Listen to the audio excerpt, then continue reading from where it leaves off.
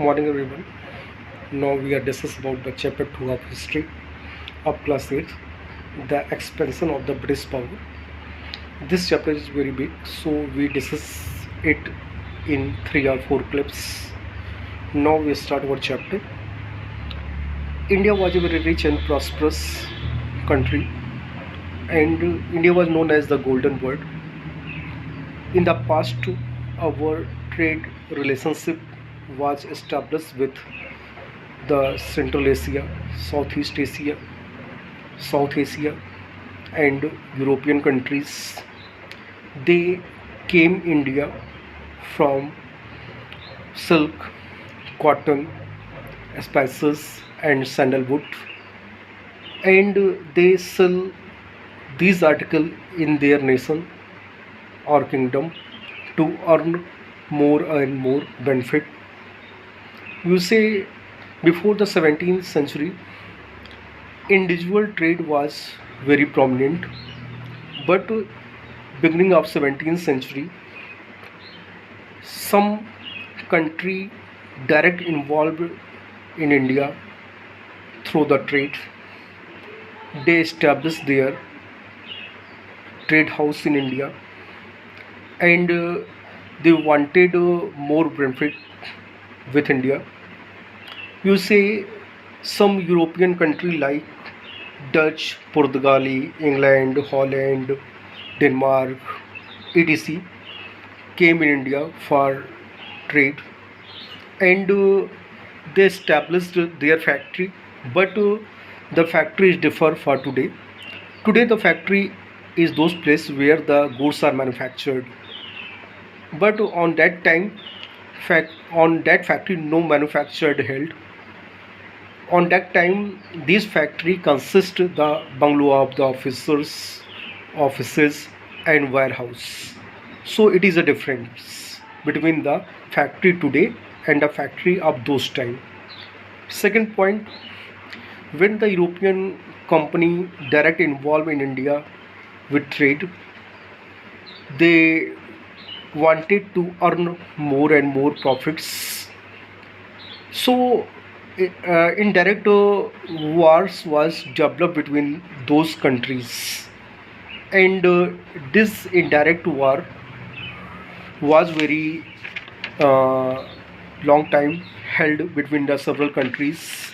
You see, just like in course of time, the Portuguese, the Dutch, and the Danes were ousted from this war, and finally, two main power, the French and English, exist in India, and finally, British defeated the France in the Carnatic War. There are three wars held in present day of Tamil Nadu.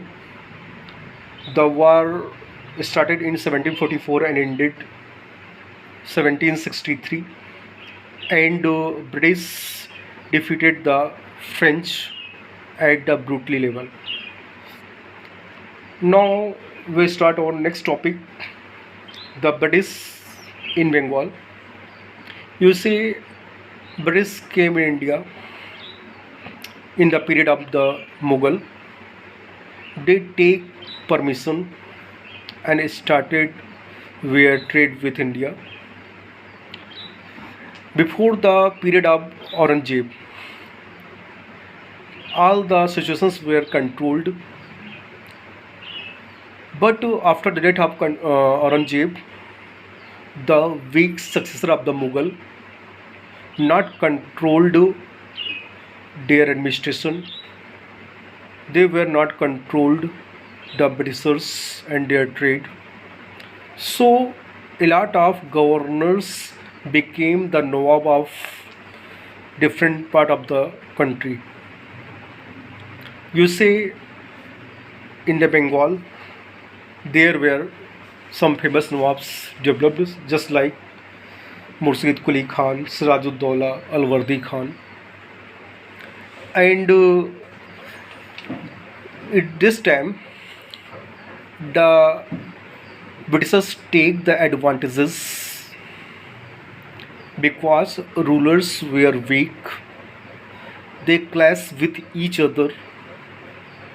It was the golden time for the Britishers to expand their territory, to expand their trade. For it, they take the permissions more with the Nawab of Bengal. But one problem is held.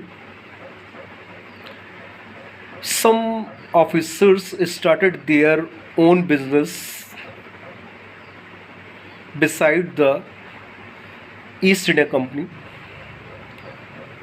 You see that this East India Company has the power to start their trade in the Eastern Asia. This power was given by the Queen Elizabeth I. When individual officers started their own business, it was the loss of the taxes of नवाब बंगाल. दिक्कत क्या थी? Company की आड़ में कुछ अधिकारी अपना personal business start कर दिए थे और जिसके कारण बंगाल के नवाब को कहीं ना कहीं रेवेन्यू या टैक्सेस का नुकसान हो रहा था. So the conditions become worst, जिससे कि संबंध आप कह सकते हो बुरे हुए. And one thing near, Britishers interfere the policies of the Indian rulers. एक कारण और भी था कि अंग्रेज कहीं ना कहीं भारतीय राजाओं के मैटर में इंटरफेयर करते थे. दे डायरेक्ट और indirect participate in the war. वो कहीं ना कहीं डायरेक्ट या इनडायरेक्ट युद्ध में इन्वॉल्व होते थे. फॉर एक्सपेंशन देयर टेरिटरीज, अपनी टेरिटरी को बढ़ाने के लिए they made a lot of the rules and regulations. उन्होंने कई नियम कानून बनाए, जैसे डॉक्ट्रिन ऑफ लैप्स और सब्सिडी लाइन्स, जिसको कि हम लोग बाद में चर्चा करेंगे. वो अभी इस क्लिप में नहीं हो पाएगा या बाद में होगा. तो you see that the relationship between the British traders and the Nawab of Bengal's worst because British traders ignored the order of the Nawab and they were not paid proper taxes to the Nawab. So the Battle of Plassey started. जब दोनों के संबंध खराब हुए तो इसने एक युद्ध को जन्म दिया, बैटल ऑफ प्लासी. इसमें ऑन द 23 जून 1757 सिराजुद्दौला, जो कि नवाब थे बंगाल के, एंड रॉबर्ट क्लाइव जो थे, जो कि अंग्रेज के उस समय के अधिकारी थे, दोनों के बीच में a war held. But actually it was not a war. Actually में इसे हम युद्ध नहीं कह सकते. It is a deceive means धोखा. एक्चुअली में ये बैटल ऑफ प्लासी एक प्रकार का धोखा था. क्यों? Because the Mir Jafar, commander in chief, जो मुख्य सेनापति था मीर जाफ़र बंगाल के नवाब का, उसने धोखा दे दिया. Because he was in favour of British and he did not take part in battle. Actually में उसने युद्ध में नवाब बंगाल के बजाय अंग्रेज़ों का साथ दिया और उसने युद्ध में भाग ही नहीं लिया और अपनी सेना को लेके भाग गया. अब आप सोचिए, जब सेनापति ही भाग लेगा तो नवाब के बंगाल की हार तो तय है. इतना ही नहीं, Jagat Seth who was a richest banker, जो कि एक बहुत पैसे वाला व्यक्ति था, he refuse to help the nawab. उसने भी नवाब की मदद करने से इनकार कर दिया. अब हुआ क्या? सिराजुद्दौला हार गए। ब्रिटिशर्स किल्ड देम, ब्रिटिशर्स ने उनको मार डाला। And Mir Jafar became the Nawab of Bengal, Mir Jafar को इनाम मिला और वो बंगाल का नवाब बनाया गया। You see that it was the first time when Britishers directly involved in a war and they won the battle. Before it, इसके पहले Anglo French war which was held, it was not direct war, it was indirect war. After the Bengal, after the Battle of Plassey, Mir Jafar became the Nawab. He was only a puppet. Mir Jafar केवल एक कठपुतली था इन the hand of British, and British continue demanded money from Mir Jafar. अंग्रेज मीर जाफ़र से लगातार पैसे की demand करते थे और मीर जाफ़र को देना पड़ता था। और when he could no pay the more, he replaced by the Mir Qasim. जब उसने अंग्रेज़ों को पैसा देने से मना कर दिया तो ब्रिटिशर्स ने मीर जाफ़र को हटा करके मीर कासिम को बंगाल का नवाब बना दिया। और उसके बदले में मीर कासिम ने 3 ज़िले वर्धमान, मिदनापुर और चितगांव, जो बंगाल के 3 ज़िले थे, इनके टैक्स को कलेक्ट करने का अधिकार ब्रिटिशर्स को सौंप दिया था या प्रदान कर दिया था। Now when Mir Qasim was unable to pay money to the Britishers, जब मीर कासिम ने भी अंग्रेज को पैसा देने से मना कर दिया, या in other word he refuse the British order, या आप कह सकते हो कि जब उसने अंग्रेज़ के आदेश को मानने से मना कर दिया, at this time Britishers were angered, अंग्रेज़ जो थे गुस्से में आ गए और they depose the Mir Kasim and reappointed the Mir Jafar as the king of नवाब।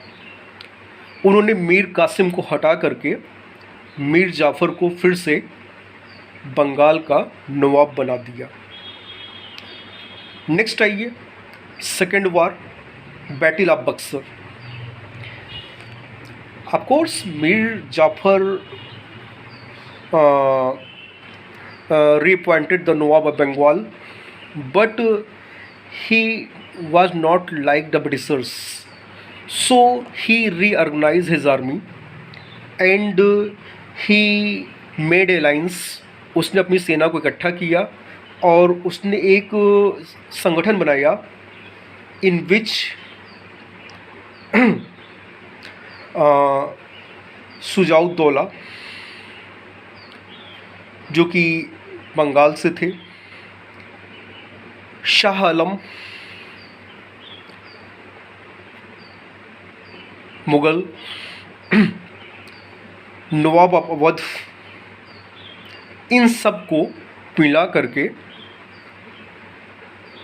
एक संगठन बनाया और एक दूसरा वार हुआ ऑन 22 अक्टूबर 1764 में।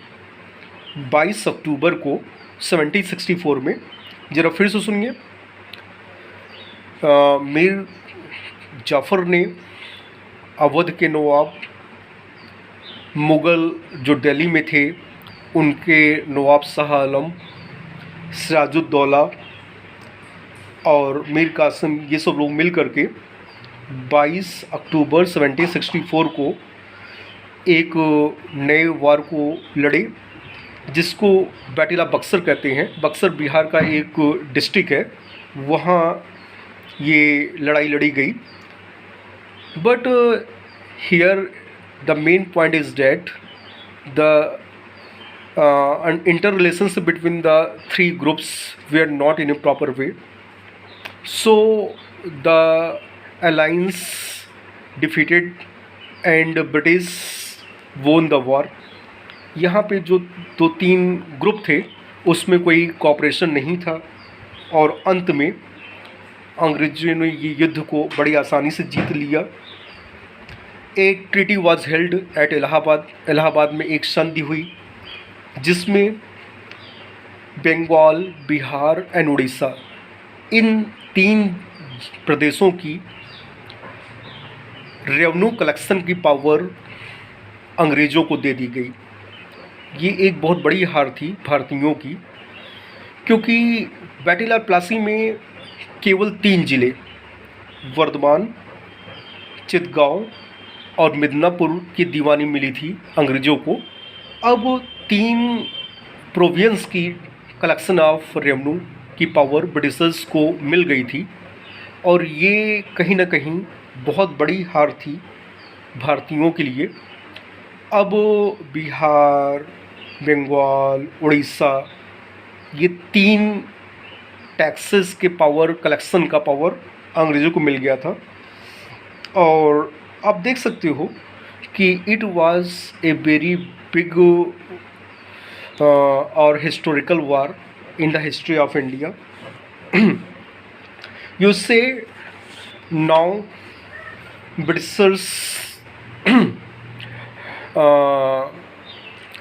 take the power of collection revenue and they have the power.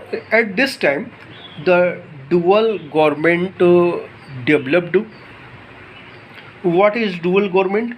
You see that the profit and earning was in the hand of Britishers, but liability and responsibility was in the hand of Indian ruler. जहाँ फ़ायदा और income और कमाई थी वो तो अंग्रेज़ों के हिस्से में चली गई, और जहाँ पे लायबिलिटी, जिम्मेदारी और एक्सपेंडिचर या खर्च की बात थी ये भारतीय नवाबों या राजाओं के अंडर में थी।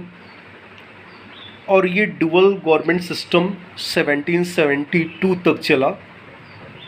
उसके बाद बंगाल और नॉर्दर्न इंडिया के अधिकांश पार्ट्स पे ब्रिटिशर्स का कब्जा हो गया और वारन हेस्टिंग को उस समय का गवर्नर जनरल बनाया गया। वारन हेस्टिंग को गवर्नर जनरल बनाया गया और अब बंगाल पूरी तरह से डायरेक्ट कंट्रोल में था ब्रिटिशर्स के। देखिए, before it these Bengal was indirectly controlled by the Britishers. Nawab was only the name of Nawab, actual they were the puppet in the hand of Britishers.